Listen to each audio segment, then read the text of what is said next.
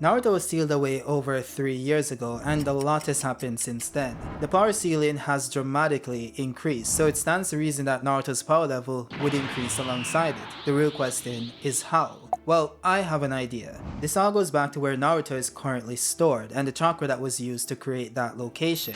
You see, I believe that Naruto will be able to tune his absorption ability to the energy within that time space. This, along with the person that created that dimension, will then determine how powerful Naruto will become. Now, I know this might sound crazy, but let me explain why it makes perfect sense. Let's go back to when Naruto was first sealed away in chapter 77. This is really important since the concept of time being frozen implies that everything would freeze in place, including all matter and energy. So if Naruto was placed inside a dimension where time is frozen, it would stand to reason that he wouldn't change position.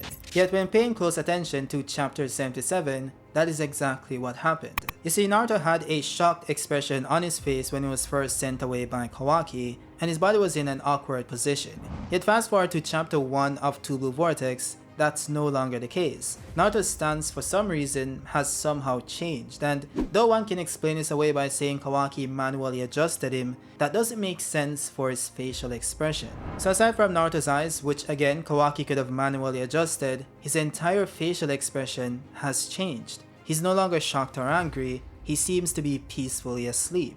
Why is that? Again, this is a timeless dimension, which means that time doesn't flow. And this isn't some assumption being made without evidence. This was stated by Kawaki, Ishiki, and even the official Boruto database on his website. So why is it that Naruto entered this dimension in one state, but now is in another state, which would imply that time has passed? But that's where this gets a bit interesting. You see, one possibility is time dilation. This happens if the new dimension exists in a different flow of time. So the person might experience it like a dream or a suspended state until their consciousness syncs up with the new reality. What this means is that the reason why Naruto fell unconscious is likely due to the effect of being transported to that dimension, which has a different flow in time. Now, one could argue that Naruto should still have that expression if he was instantly sent to that time space, and I would agree. I was also stuck on that point for a very long time, and then I remembered that the space-time vortex functions very differently. So if you go back to the episode when Boruto went to save Naruto from Momoshiki's dimension, Sasuke's portal displayed the path that was traveled. The same thing happened when Kawaki transported them to Jigen's dimension. Everyone hopped in seconds before Kawaki, yet all of them popped out at relatively the same time. And Mitsuki's arms are no longer wrapped around Boruto and Sarada, despite the movement caused by this ability being described as instantaneous. So clearly this implies that there's a path between the 2 points that's only perceivable by the ones traveling within it. Now I say this to say that it is possible that Naruto and Hinata both fell unconscious while traveling the path of this time space, which then gradually applied its effect onto them. Now this is also relevant to Naruto being able to absorb the energy within this time space, because the effects of time dilation would only be temporary, which is until the person adapts to the new reality. So it might be the case that after some time within the 3-year period, Naruto regains some level of consciousness while still not being able to move. With that said, some would argue that even if Naruto regains some level of consciousness, he still wouldn't be able to attract the energy within that time space, and that's if energy does exist in that time space. Now, those are 2 separate points which I'm going to address, but let's start with the existence of energy within Ishiki's dimension. You see, there's this big misconception that if one exists in a location that doesn't have a tree, then there's no nature energy. This of course is the furthest thing from the truth. As stated by Kurama, nature energy is what circulates the world. It exists in the soil, the water, and even the air itself. This of course is very important since solar energy is also a form of natural energy, which Teneru was able to absorb in Naruto the Last. This means that if Ishiki's dimension has a sun, Naruto might be able to absorb that energy. Now the reason why I say this is because Kawaki was able to see inside that dimension, which implies that there is some light source. This doesn't have to be a fully fledged sun, it could be multiple stars or even one. That in and of itself is energy which Naruto might be able to absorb. Now, another possibility is that there are objects within this time space that emits its own light, which should also be a form of energy. It could be similar to the space displayed by the time travel turtle or Jigen's augmented reality, which suspiciously has cubes similar to the ones in Ishiki's dimension.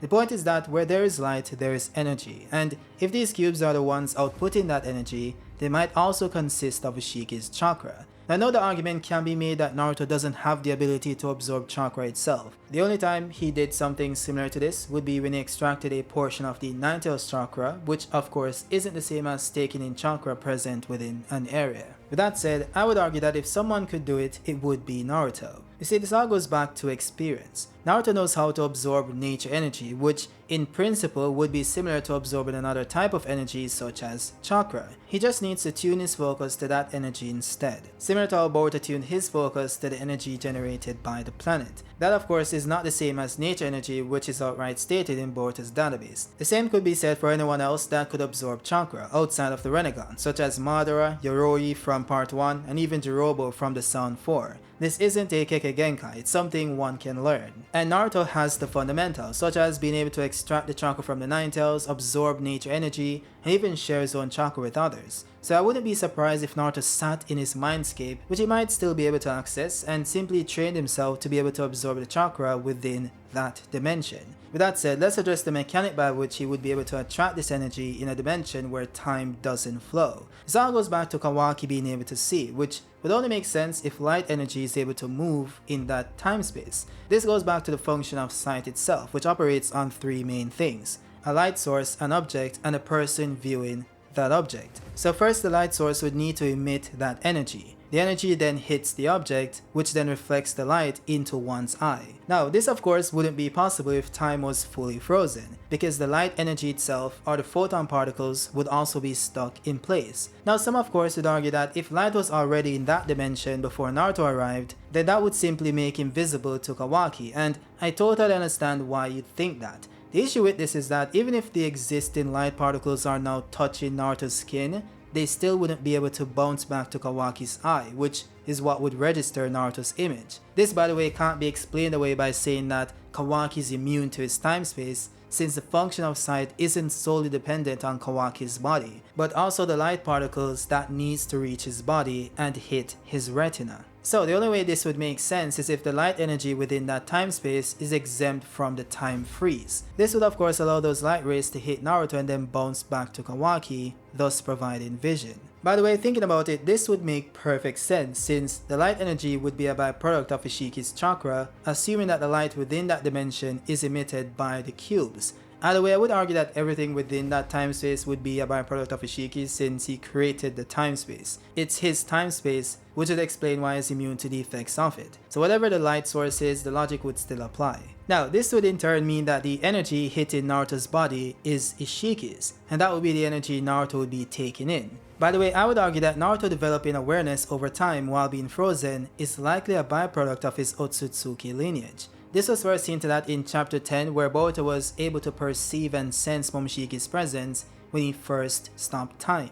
Momoshiki attributed this to the fact that Boruto carries some Byakugan blood, which in essence is the blood of the Otsutsuki. Now I know some interpreted this to mean Hyuga blood since they do possess the Byakugan, but the Byakugan is the base dojutsu of the Otsutsuki, and anyone who has the blood of the Otsutsuki has that genetic trait, even if they never awaken it. The same applies to Boruto, who possesses this blood but doesn't have a Byakugan. So in this case, Boruto noted that time had stopped, but he wasn't able to move. This changed later on in chapter 72 after Boruto became full Otsutsuki. Time was once again frozen during this phenomenon, but unlike the other times this happened, Boruto was now able to move. So if I were to follow this logical thread, this implies that the more Otsutsuki a person is, the less of an effect time stop has on them. Now, just like Boruto, this event was also perceived by Sasuke with his Tomei Renegon, which makes sense since this power also stems from the blood of the Otsutsuki. With that said, when it came to Naruto, he wasn't able to move nor perceive this event, so why even argue this point? Well, look at it this way. If the argument is that Boruto gained more access to his bodily functions, the more Otsutsuki he became, it would stand to reason that your perception level within time freeze is tied to that percentage. So Boruto, even prior to receiving the Karma Seal, is likely more Otsutsuki than Sasuke and Naruto. That's because he received both halves of Kaguya's bloodline. This of course would be Hagoromo's from Naruto's side and Hamura's from Hinata's side. So in a sense, his blood is simply less diluted. Not to mention the fact that the Hyuga themselves are known for inbreeding, which will also give him a stronger strain of the Otsutsuki gene. The same applies to Sasuke, by the way, since for the most part the Uchiha kept it in-house, which is why they all look similar to one another. Naruto, on the other hand, on top of not having both halves of Kage's bloodline, he's also tainted by Minato's Namikaze blood, which hasn't been tied back to Hagoromo. The point of this is to say that both Boruto and Sasuke have a stronger strain of the Otsutsuki gene, and the same applies to Himawari as stated by Kurama. So their perception level within Time Freeze would be greater than Naruto's, not to mention the fact that Sasuke literally has an Otsutsuki eye that enhances perception.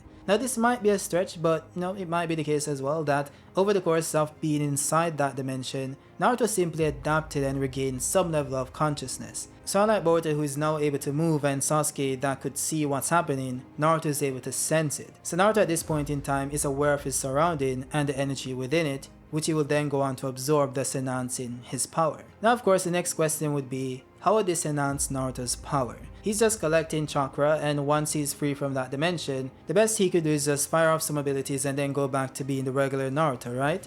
Well, not necessarily. Let me ask you this question. Why do you think Naruto has the crazy amounts of chakra he possesses? Or why do you think his stamina is so impressive? Is it because he's an Uzumaki, a Namikaze? Is it because he's a descendant of Hagoromo? Or is it because he's a reincarnation of Ashura? Well, the most popular take is that it comes from being an Uzumaki because they possess a lot of chakra. This of course is one of the biggest misconceptions in Naruto. The Uzumaki themselves don't possess extraordinary amounts of chakra. They instead possess powerful chakra. This was implied by Kushina in chapter 500 when she said that she was born with a particularly powerful chakra, strong enough to suppress the Nine Tails. She then states that the first Jinchuriki of the Nine Tails was also an Uzumaki, which made it a tradition. Now the reason why I said she implied this to be the case is the fact that she said strong even from her village, and that she had a particularly powerful chakra. So even she's separating herself from the rest of them, which implies that this isn't the norm for the Uzumaki,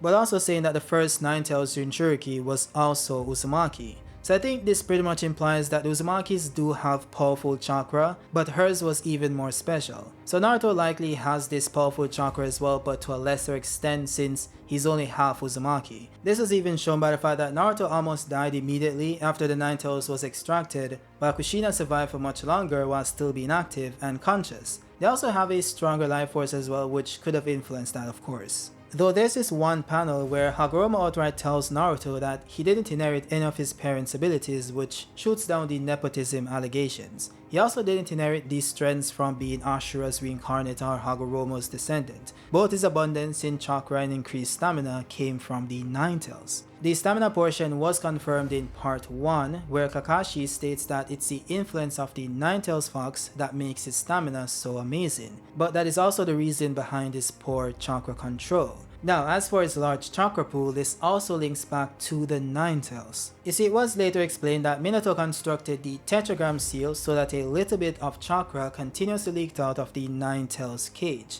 which would then be skimmed off in hopes of naturally becoming one with Naruto's chakra. This of course did happen, which is why Naruto attributed his high chakra amount to the Nine Tails chakra, which leaked into his own chakra pool. So what this implies is that there's a difference between taking chakra from something else or someone else and placing that in another section of your body, which is what Naruto did when he awakened KCM1, as opposed to merging that chakra with your own chakra, thus amplifying it. So it's kind of a similar principle to Baron mode or even Sage mode. So this process seemed to have permanently amplified Naruto's innate chakra and chakra production potential, which is why he's able to produce excess amounts of chakra even without access to the Nine Tails. So take this and then apply it to Ishiki's chakra within that dimension. Naruto had over 3 years of continuous exposure to this energy, where he's making a conscious effort to absorb it, thus amplifying his own power. So that is why I think Naruto gets his amp to his own power once he leaves that dimension. Sasuke is likely gonna get something from Hidori's Thorn Soul, and Kishimoto likes to keep them relatively even, so he's definitely going to do something for Naruto as well. By the way, you could take this a step further and say that this dimension was actually created by Shibai, not Ishiki. So the ability that accesses this dimension is of course tied to Ishiki's dojutsu, which might have belonged to Shibai. That is why Shibai's dojutsu has a triangle similar to Ishiki's, which can also reduce the amount of triangles present as seen with Ishiki in chapter 56 and also Kawaki later on in chapter 65. Now what also points to this being the case is the fact that Otsutsukis normally possess a pair of Byakugan specifically, as it's the base dojutsu of the Otsutsuki. The only person this doesn't apply to is Shibai Otsutsuki, who coincidentally has a dojutsu similar to that of Ishiki's, the same person who has access to Shibai's body. Now this wasn't outright stated, but it does make sense that Ishiki is the one who provided Amado with the cells of Shibai and also told him the story of his evolution. It wouldn't make sense for Ishiki not to know that Amado was using the cells of Shibai to strengthen the cyborgs, since every member of Kara received them as confirmed by Kashin Koji. Some of these guys even surpassed the power of Jigen, which would warrant some type of reason. Not to mention the ones that actually manifested Shinjutsu abilities such as Ada, Daemon, and Code, which Ishiki would likely recognize similar to Momoshiki. So the most likely case, and this is just a theory by the way, is that Kaguya and Ishiki upon arriving on the planet discovered Shibai's corpse, which Ishiki then extracted his dojutsu from and then stored his body in his newly awakened timeless dimension. Now the timeline here is very important since Ishiki had to have taken the dojutsu before his battle with Kaguya, since that's what he used to shrink to a very small size. So Shibai's dojutsu now being a part of Ishiki's body would now be a part of the data backed up to karma, which would then be implanted into Kawaki. So if this is the case, it would mean that the energy Naruto would be absorbing belongs to Shibai Otsutsuki, which of course is significantly stronger than Ishiki's. Now this is just a possibility, don't destroy me in the comments guys, I'm just saying this is very plausible. With that said guys, that's it for the video. Let me know your thoughts down below. Do you guys think this is too far-fetched or it's right in the ballpark? Either one is fine, let me know in the comments and we can discuss it. Again, with that said, I'll see you guys on the next one. Peace.